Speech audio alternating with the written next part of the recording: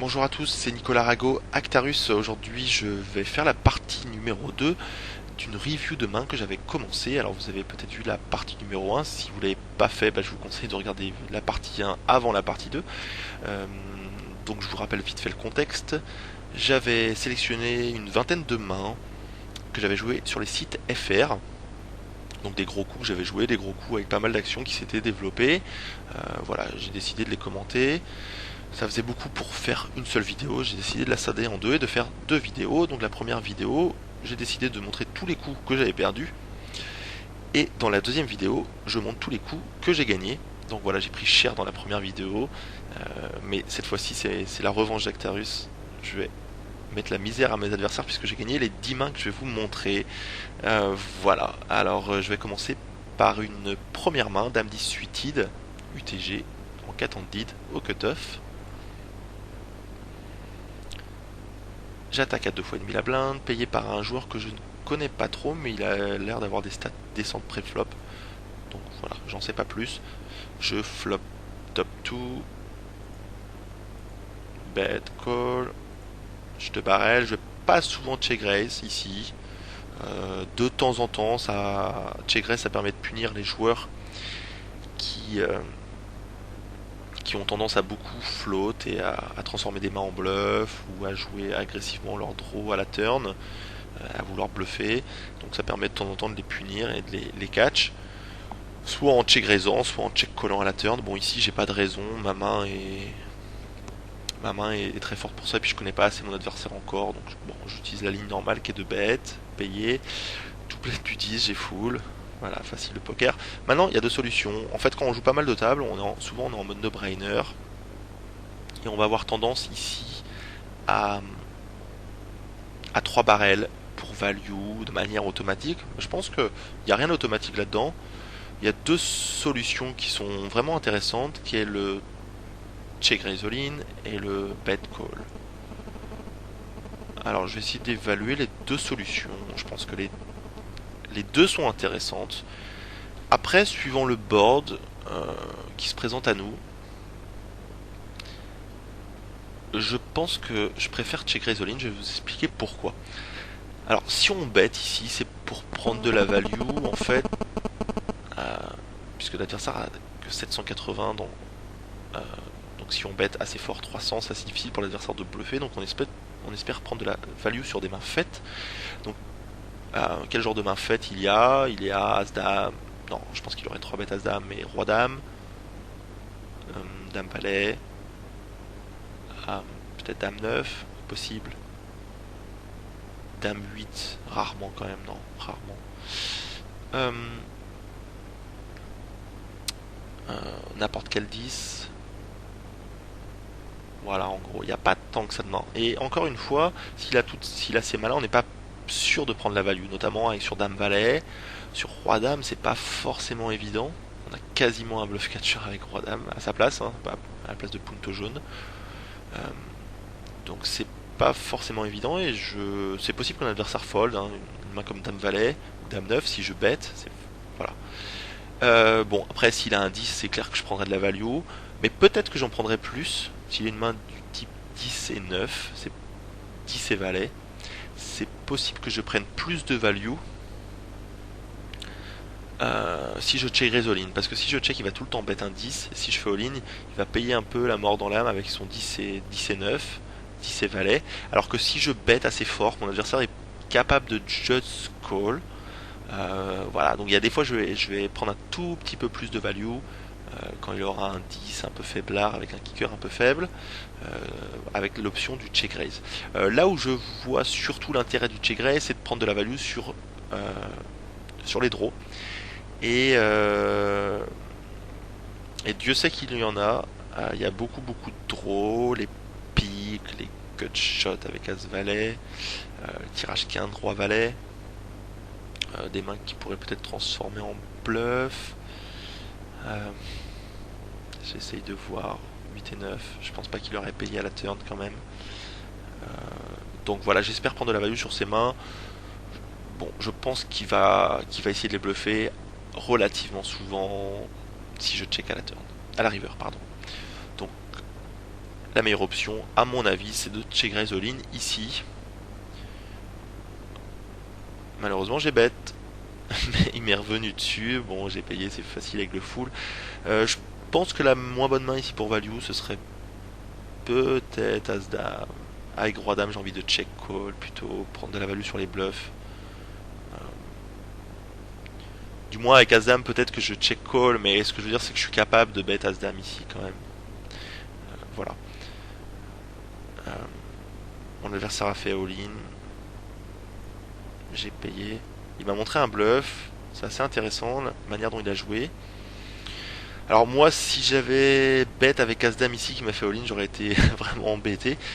Alors il y a beaucoup de joueurs qui disent, par exemple, si t'as, faut toujours anticiper l'action river.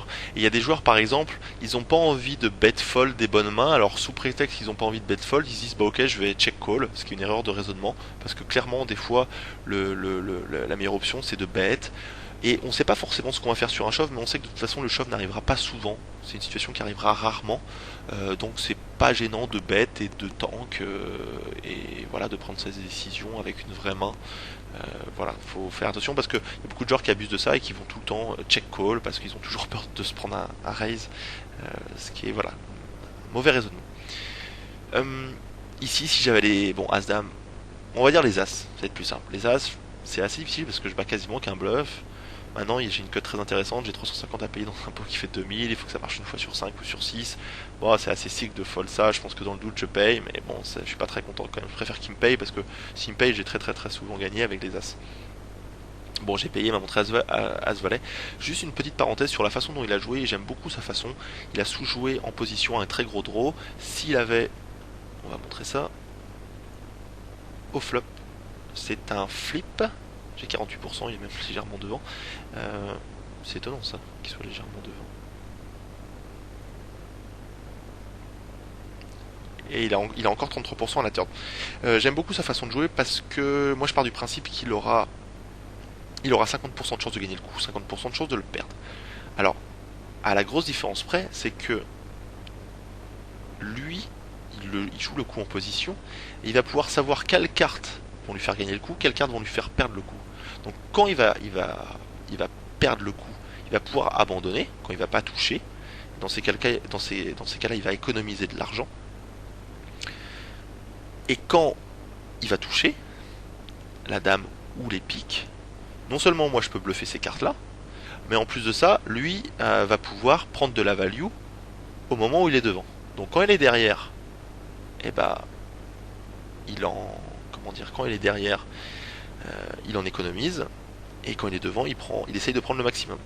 Donc c'est assez intéressant, et je pense qu'il y a beaucoup de gens qui sont en mode no-brainer, genre stack off flop dès qu'ils ont un gros draw, parce qu'ils n'ont pas envie de voir de briques, etc. Ils se disent qu'ils ont 50% d'équité, mais sur les games vraiment aggro, où les joueurs barrellent beaucoup, les flushs qui sortent, c'est intéressant de sous-jouer, surtout en position. Hors position, je pense que l'analyse serait un petit peu différente. Voilà. Ah, j'ai montré la main. Voilà pour cette main. Deuxième main, en heads up, 5-10 contre un joueur que vous avez vu sur la partie 1. J'avais joué 2 ou 3 mains contre lui, donc c'est un joueur très agressif qui 3 bet beaucoup, 20% du temps, et qui a la particularité de check raise énormément au flop. Énormément. Du moins contre moi, je sais pas s'il joue tout le temps comme ça, mais contre moi il avait fait le maniaque au flop. Euh, donc voilà. Je me fais tribet ici, je suis content de me faire tribet parce qu'il tribet beaucoup, et j'ai une grosse main. En gros, c'est quasiment une des meilleures mains avec laquelle je ne vais jamais à son baby deep 4 bêtes pour value.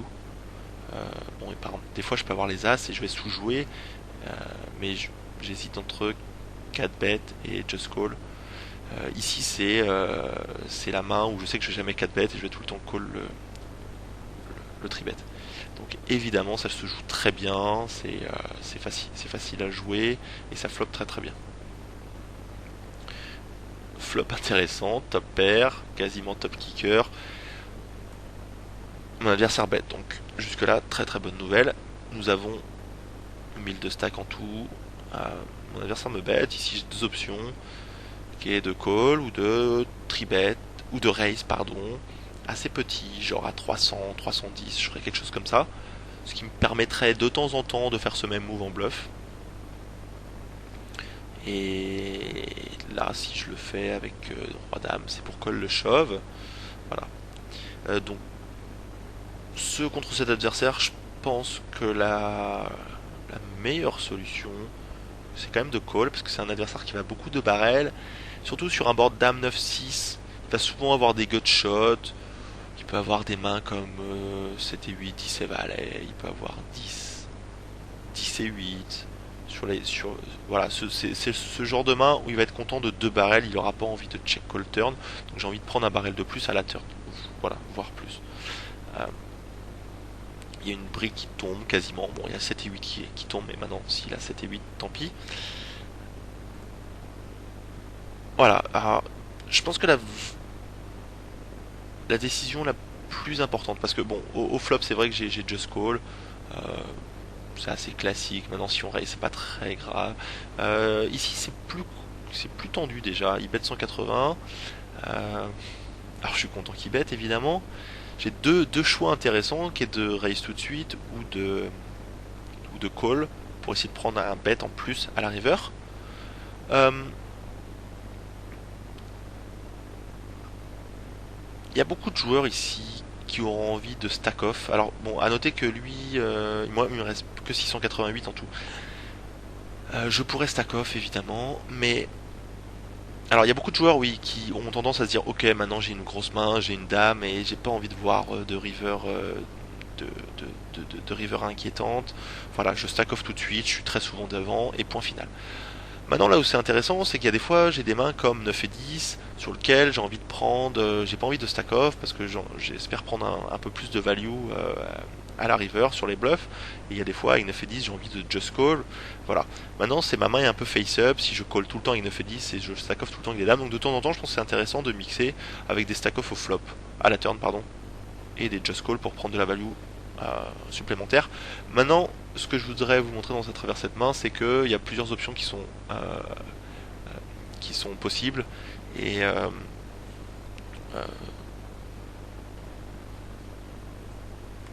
et voilà. Voilà, il y a plusieurs options possibles. Donc ici, bon, le valet c'est pas une très bonne carte parce que j'ai pas forcément tout le temps gagné, mais bon, c'est vrai que en même temps, c'est une carte qui donne plus envie de bluffer que si c'était une doublette du 5, clairement. Où là, j'aurais pas beaucoup de bluff, je pense. Il va pas souvent bluffer, mais ici, il y a le valet, donc il se dit que si j'ai un 9, et bah, c'est pas facile pour moi. 9 et 10 ou As-9. Donc il décide de bluffer, et j'avais que 500 de tapis derrière. Donc c'est un snap, évidemment. Et je suis content de voir Roi 3, et là, j'ai pris j'ai pris la plus de value contre sa main. Donc voilà, essayez de toujours de réfléchir des différentes lignes possibles dans un coup. Ici on a un adversaire qui est sûrement très faible, qui limpe au bouton. Euh, alors il y a un régular qui est très très très agressif, qui isole en petite blinde, et moi j'ai paire de 8, je just call, le coup, voilà, et je flop. Middle set, standard, donc je paye. Bon, l'adversaire a le capon 35, c'est bête, standard. Moi je paye, je vais pas souvent raise ici de toute façon, avec voilà, quasiment toute ma range, je vais rarement raise. Le fish fold, doublé du 3, j'ai full, deuxième full max. Mon adversaire check. Bon, ici ce qu'il faut regarder c'est les tapis, 200, et on joue 2 fois et demi derrière. 2 fois et demi, ce qu'il y a au centre. Donc si je veux prendre son tapis, il me faut 2 streets de value, c'est-à-dire turn et river. Si par exemple j'avais que 150 de tapis derrière, ou que lui avait que 150 de tapis effectifs, je pourrais jouer différemment et je pourrais me permettre de piéger en me disant que j'ai peut-être plus de chances de prendre de la value à la river. Bon, ici il me faut 2 streets de value pour tout prendre. Donc je bête, pas forcément petit, euh, pas forcément gros, pardon, je bête petit avec un peu toute ma range ici. Il y a des fois je vais avoir float, c'est possible, avec des mains type roi 10, 9 et 10. Donc il y a il y a plusieurs gutshots en fait. Il y a 3 cartes entre la dame et le 8, donc je peux avoir des gutshots avec 9 et 10, 10 et valet et 9 et valet. Donc je peux avoir ce genre de main, avoir float, essayer de lui prendre le coup plus tard. Donc en gros avec toute ma range ici, comme c'est un board qui est très sec, je vais miser petit. L'adversaire a payé, donc ça c'est intéressant. Ici il peut avoir, je pense, alors, une grosse main pour piéger, et après il peut avoir fait ce genre de play avec un 8, une dame faible peut-être. Il a pu vouloir isoler avec dame 9, quelque chose comme ça pré-flop. Et finalement il se retrouve emmerdé avec ce genre de board. Il peut avoir une paire, genre paire de 9, paire de 10, paire de valet aussi, je pense que c'est possible. Une brique, mon adversaire check, bon là je value all-in, parce que c'est un adversaire qui paye relativement facilement et que le bet pot est... Bon, de toute façon ici il a une main, donc je préfère bet pot et prendre le max de value. Je pense que son taux de call sera à peu près pareil que si je bet 2 tiers. Voilà, donc ici il a une décision intéressante. Bon, clairement, s'il a As-Dame ou plus, c'est un easy call. S'il a Roi-Dame, je pense qu'il doit call. Alors, c'est une main un peu bizarre parce que il n'y a pas de draw flop. J'ai payé quand même, et avec le fiche qui était derrière, je prends le risque que le fiche rentre. Donc, si j'ai rien, c'est assez tendu comme de float. Je peux float avec 9 et 10, comme je vous l'ai dit, avec des gutshots, mais j'ai pas tant que ça de main en fait.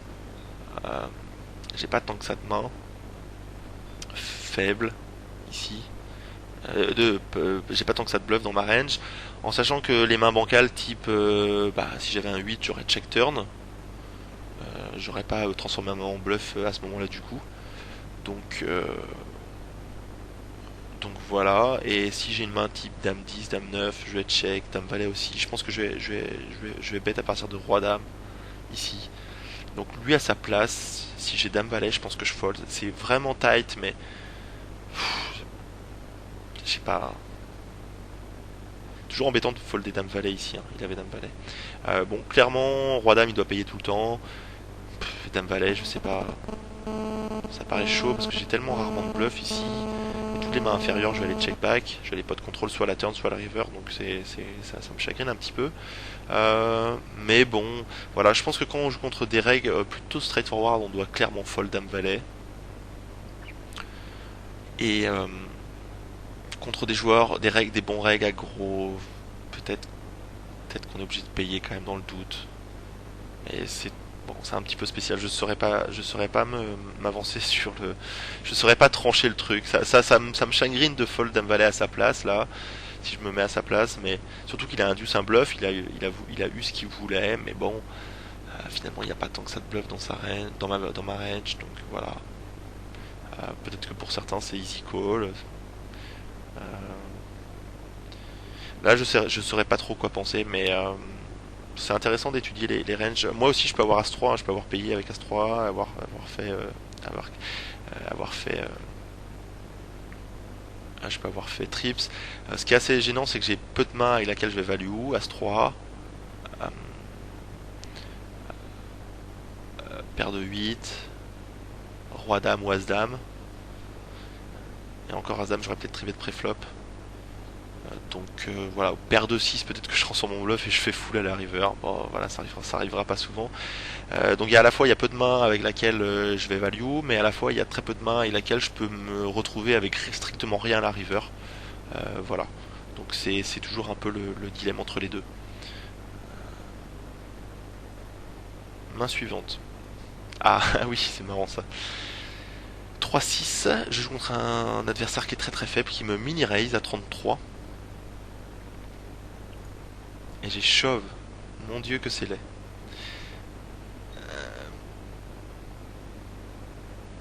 Donc ici c'est clairement une erreur parce que mon adversaire a trop de tapis. Donc c'est trop cher, le risque reward est trop mauvais. Et en plus de ça, mon adversaire ne tributait qu'à 10% du temps. Donc en gros, toutes les conditions sont réunies pour en faire un très mauvais shove. Et je sais pas pourquoi j'ai shove. Alors je suis pas du genre tilty ou etc. Et je misclick très peu. Donc je pense qu'ici j'ai mal dû voir les stack size. Ou alors je l'ai dû voir folder sur les 4 bêtes après. Je l'ai peut-être vu mine 3 bêtes avec des poubelles et je me suis dit bon ici il va tout le temps fold, mais bon quoi qu'il arrive c'est un mauvais play. Ce que je voulais vous montrer c'était dans quelle situation dans ces cas-là on peut 4-bet push, surtout si l'adversaire tribet beaucoup, genre 15-20% du temps, et au moins 15% du temps, et qu'il ait un stack de 45 BB et non de 80 BB comme ici là, parce que ça coûte trop cher en fait, le risque reward est trop cher, on va investir trop d'argent pour gagner la même somme finalement. Donc s'il avait 45 BB de tapis, c'est-à-dire un truc du genre 280, entre 200 et 300, ça pourrait en faire un bon risque reward à condition qu'il 3 bête beaucoup, évidemment. Là, il n'y a aucune des conditions qui sont réunies. Donc ça en fait un très mauvais shove et j'ai été récompensé de mon mauvais play. C'est moche, très moche. Alors ici une main assez simple sur laquelle on va aller assez vite. Je tribet 5 et 4, j'aime pas payer hors position, donc en fait ici je vais souvent fold et de temps en temps je tribet. Encore une fois, c'est un candidat au tribet, why not? Ça veut pas dire que je vais le faire tout le temps, hein. C'est comme une main comme Dame 8, Dame 7 suited, c'est plutôt des bons candidats à le tribet parce que c'est des mains avec lesquelles on n'a pas envie de call hors position. C'est pas des mains qui sont, c'est pas des mains qui sont suffisamment fortes, mais c'est des mains intéressantes à tribet light parce que elles ont de l'équité, elles peuvent toucher des FOB de manière décente. Donc on en profite pour tribet ce genre de main et non 7 et 2 off par exemple. J'ai tribet 5 et 4, mon adversaire a payé, il est mauvais. Il est faible, si je m'en rappelle bien, j'ai touché un board énorme.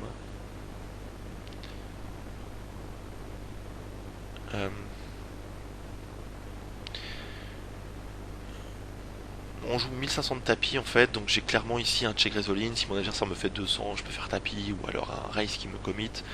Et l'avantage c'est que contre n'importe quelle main faite, je suis à 50-50.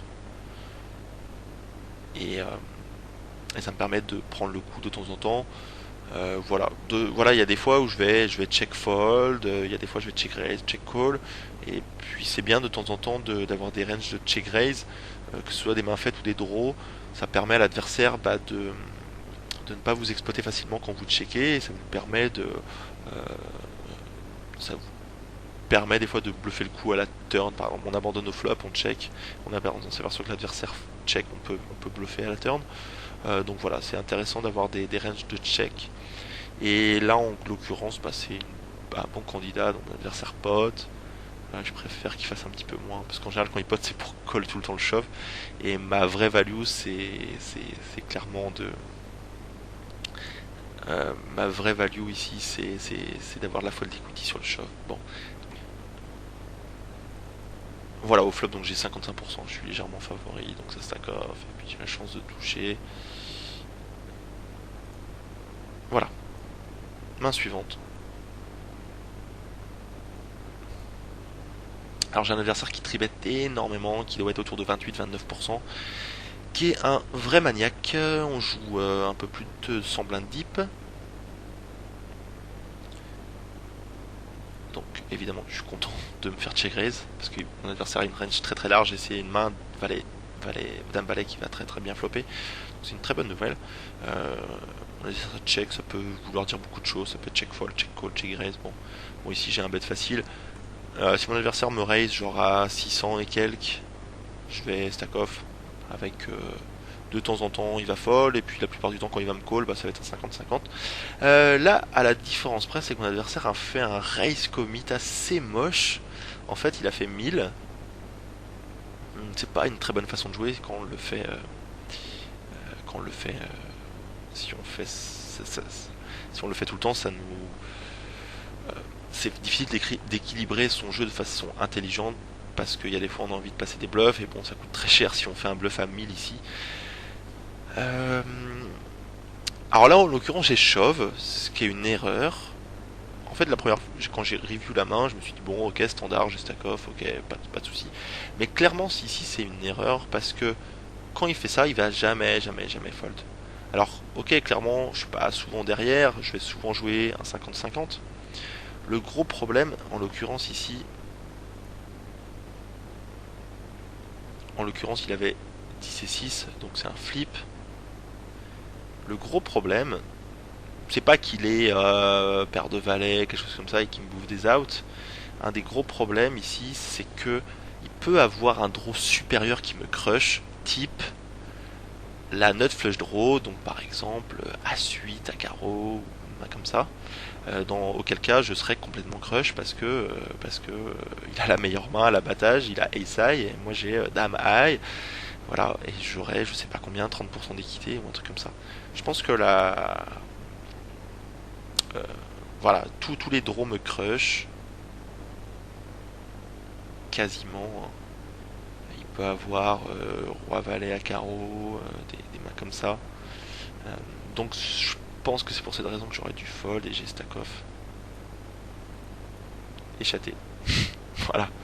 Bon, évidemment, c'est que les mains que j'ai sélectionnées que j'ai gagné. Si j'avais juste perdu le all-in, elle aurait été dans la première vidéo. Donc euh, voilà, voilà.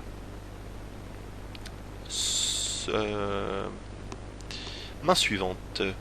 Je joue contre un joueur très agressif,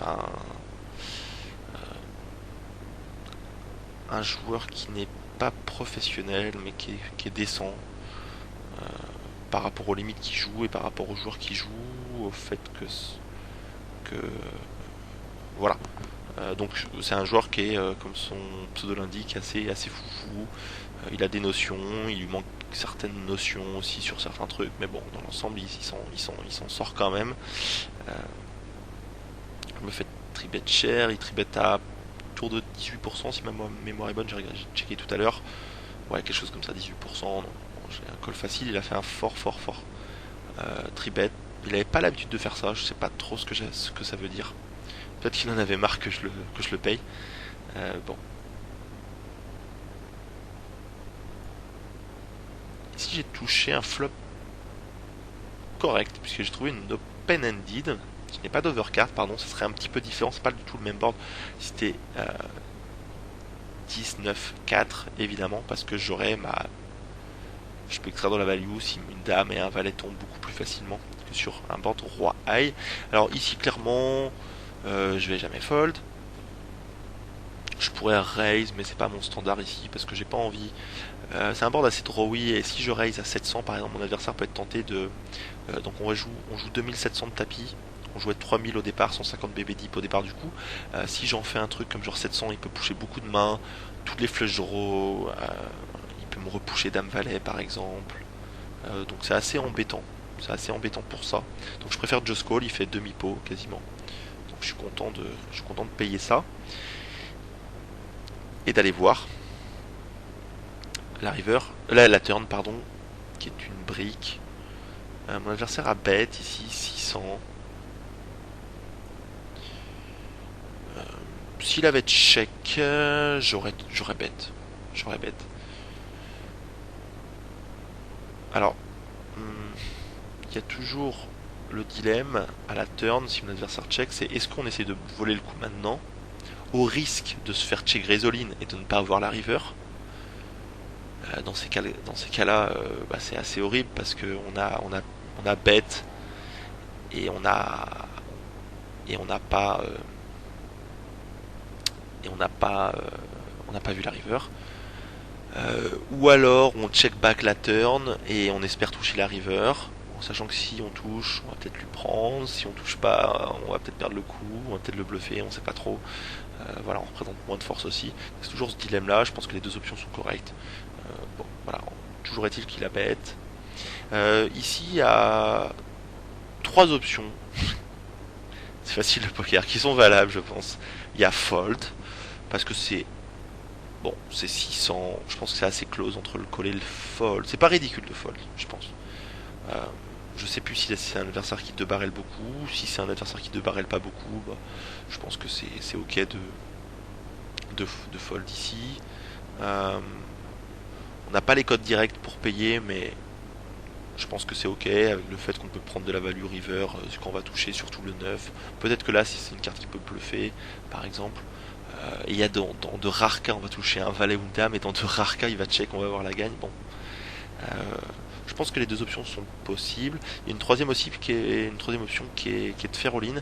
Alors c'est d'investir 2600 $ de tapis pour voler le coup.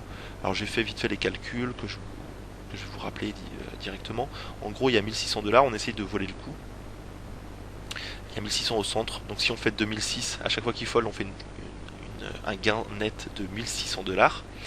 Et à chaque fois qu'on est call, en fait, on a à peu près 18 à 20% du temps la gagne. Et 18 à 20% du temps la gagne, ça veut dire que le pot va faire 6000, on va récupérer en moyenne 1100 $. En gros, on va faire une perte sèche à chaque fois qu'on est payé de 1500-1600 $. Donc, quand on est payé, on perd 1006. Quand l'adversaire fold, on gagne 1006. Donc, en gros, il faut que ça marche une fois sur deux, cette histoire-là. Voilà, c'est assez simple. Si c'est un adversaire qui te barrel énormément, vous pouvez vous permettre. C'est une très bonne façon de jouer ces draws. C'est pas de les stack off au flop, c'est de les stack off à la turn parce que vous comptez sur votre fold equity. Euh, euh, voilà, pour augmenter votre EV. Ici j'ai just call et j'ai chaté. Bon, évidemment, si la couleur, bah, c'est pas grave. L'adversaire a value, il a raison de value parce qu'il avait les rois. Et bon, voilà, pas de chance, setup. Je vais vous montrer.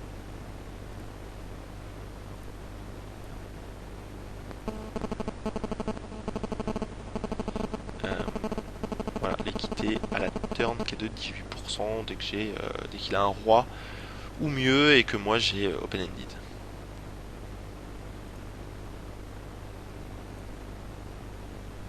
Voilà, vous n'avez pas vu les mains adverses.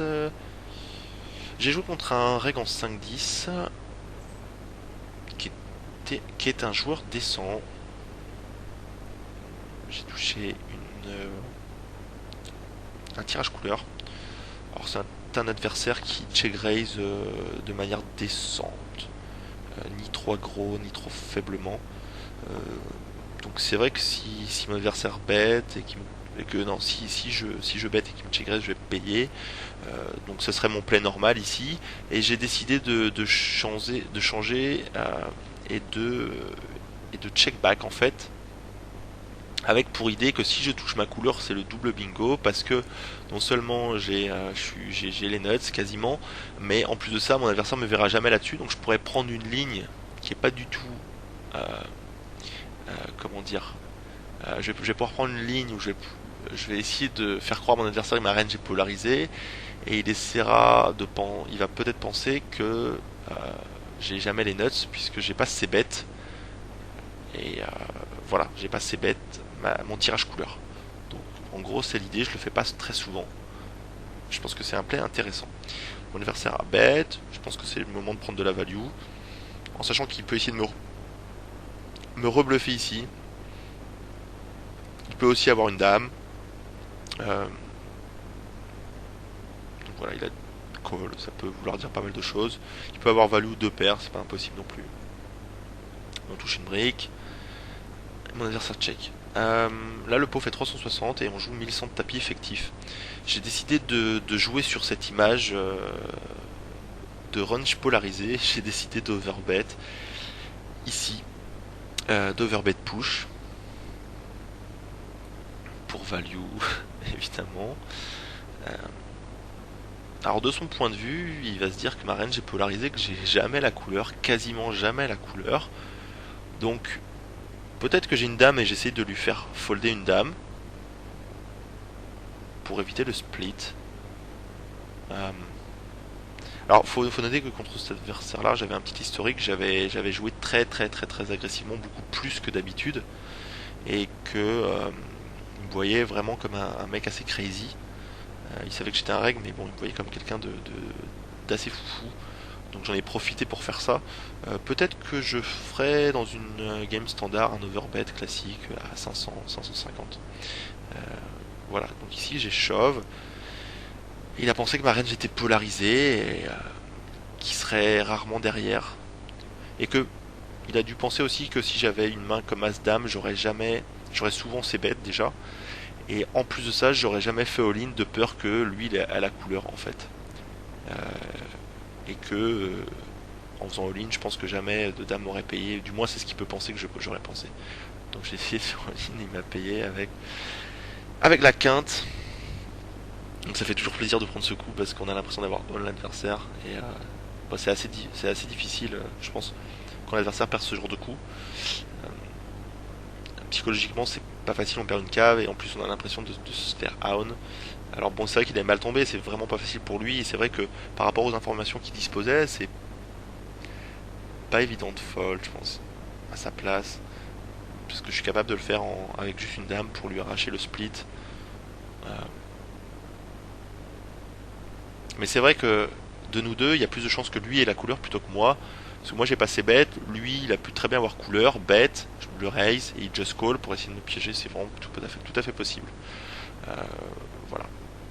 Donc à noter que ça peut être intéressant de check back des draws et notamment les flush draws où c'est beaucoup plus, comment dire, tape à l'œil entre guillemets. Quand l'adversaire touche, on se dit c'est pas possible.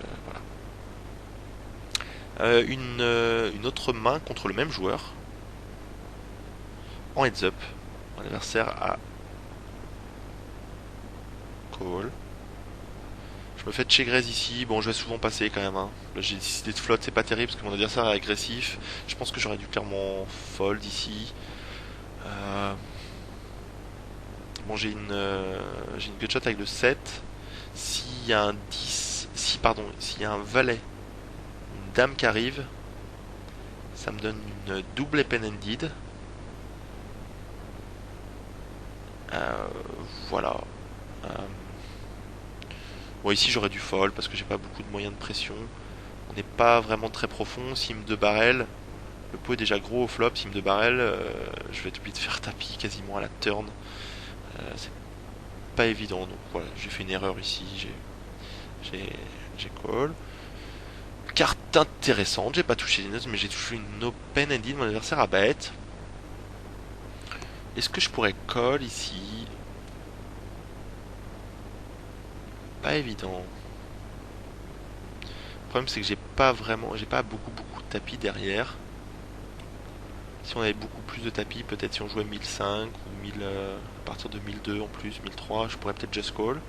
Si je sais que mon adversaire est maniaque, qui va biser beaucoup de river, peut-être que je pourrais just call. C'est un peu tendu, mais bon, why not. Euh, Comme j'ai pas beaucoup de tapis, ici j'ai, je pense, deux solutions. C'est fold ou faire all-in. Fold est correct. Faire all-in est...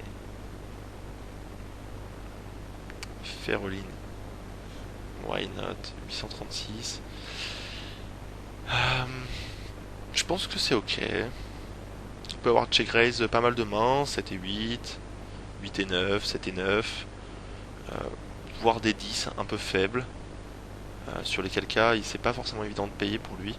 Alors, en l'occurrence, il me voyait comme un joueur vraiment déglingo. J'ai fait all-in, il m'a payé avec,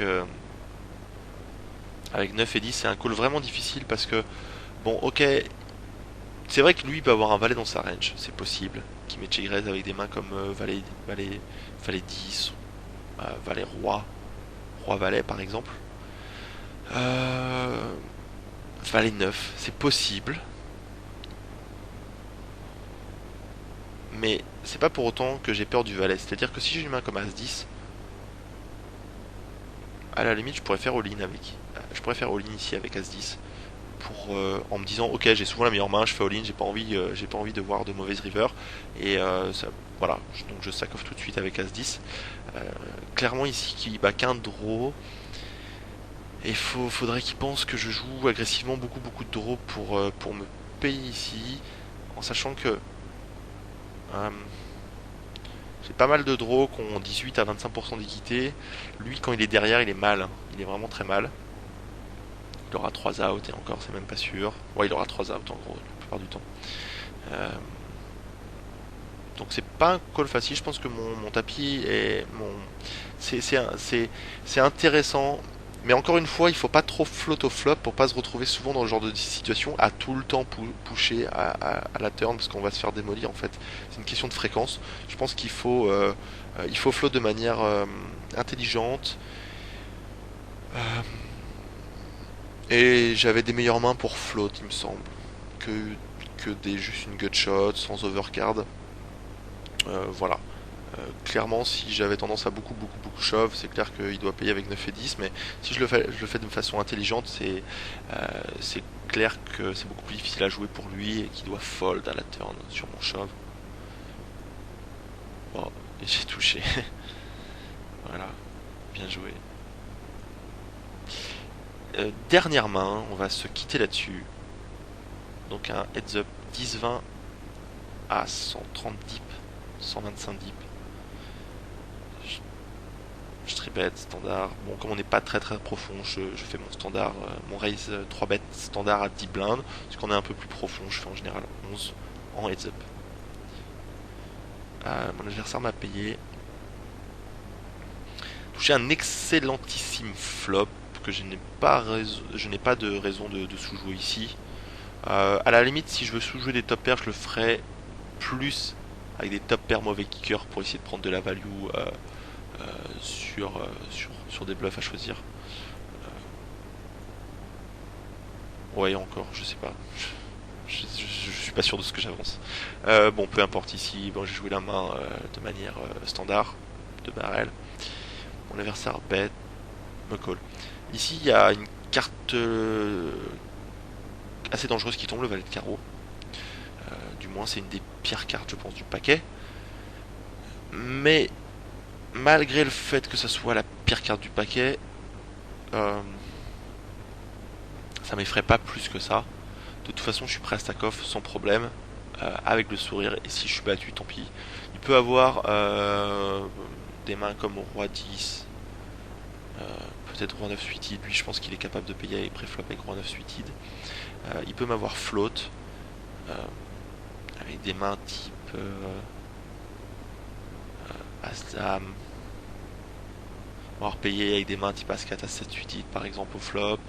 Payer un deuxième barrel à la turn. Il est capable de faire ça. Il a ses calling sessions, il se laisse pas faire. Donc clairement, j'ai pas de problème à stack off. Maintenant, quand j'ai revu cette main, je me suis dit bon, ok. Je voulais montrer. Ma première idée, c'était de montrer cette main pour dire n'ayez pas peur de la flush qui rentre parce que de toute façon, il l'a pas souvent, et n'ayez pas peur que le board soit drawy parce que voilà, il a pas souvent ça. Et dans les parties agressives, entre les règles, ça stack off très light. Donc As roi ici, c'est une très bonne main pour stack off. J'ai pas à avoir peur. Et il s'agit pas de pot contrôle. En revanche, j'ai découvert un truc qui me paraît assez intéressant sur ce coup. Donc il y a 2100 au centre, il reste 1005. Je pense que c'est intéressant, c'est de check call ici. Quand je check, je représente beaucoup de faiblesse parce que si j'ai un roi, je vais souvent pas m'embêter, je vais bet all-in avec n'importe quel roi. Donc quand je check, soit j'ai strictement rien, soit j'ai une main faible très souvent. Et ce qui est intéressant, et que je vais souvent fold d'ailleurs quand je jouerai rien, ça il le sait. Ce qui est intéressant, c'est que s'il a des mains type As-4, As-7, ou même Dame 10, peut-être pas Dame 10, mais une main comme Valet 10, avec laquelle il aurait pu float, ou As-Valet, c'est possible qu'il fold si je fais all-in, maintenant, alors que si je check, il est capable de faire all-in pour essayer de faire passer mieux. Je pense que c'est intéressant de check ici pour induire un bluff ou des mains qui pourraient transformer en bluff en fait. Bon, maintenant si je suis battu, ça revient au même de toute façon de bet ou de check call. S'il a un roi, ça revient au même parce qu'il va tout le temps chauve. Maintenant là où ça change, c'est s'il a une dame ou un valet ou un 7, auquel cas il va pas tout le temps call si je shove. Alors que si je check, il va, je pense, assez souvent shove. Donc ça c'est intéressant et ça va me permettre par la suite de lui montrer que je suis capable de check, de bet des très bonnes mains et de check à la river. Voilà, c'est beaucoup plus difficile pour lui d'extraire de la value, de savoir quand extraire de la value de certaines mains. Donc je pense que là c'est vraiment intéressant de check. Bon, j'ai bet, il m'a payé avec roi 10. De toute façon, si j'avais check, il aurait value ici parce que l'adversaire a tellement jamais une grosse main qu'avec roi 10 on est obligé de value par principe. Et voilà, ça permet de montrer une image agressive et de joueurs qui laissent pas l'abattage facilement comme ça. J'espère que ça vous semble clair cette dernière main. Moi j'ai l'habitude de jouer beaucoup contre contre beaucoup de règles agressives dans des parties où ça stack off très light. Peut-être que c'est pas le cas en NL50, c'est sûrement pas le cas en NL50, et peut-être que cette main vous choque, cette façon d'analyser. Ce que je pourrais comprendre, alors je pourrais revenir, n'hésitez pas à laisser des commentaires, je pourrais revenir en détail sur cette main. Clairement, je jouerais pas de la même façon contre des joueurs d'une plus petite limite, contre des règles beaucoup plus straightforward. Ici, on est sur des games très très agressifs où on doit stack off beaucoup plus light parce que les joueurs stack off plus.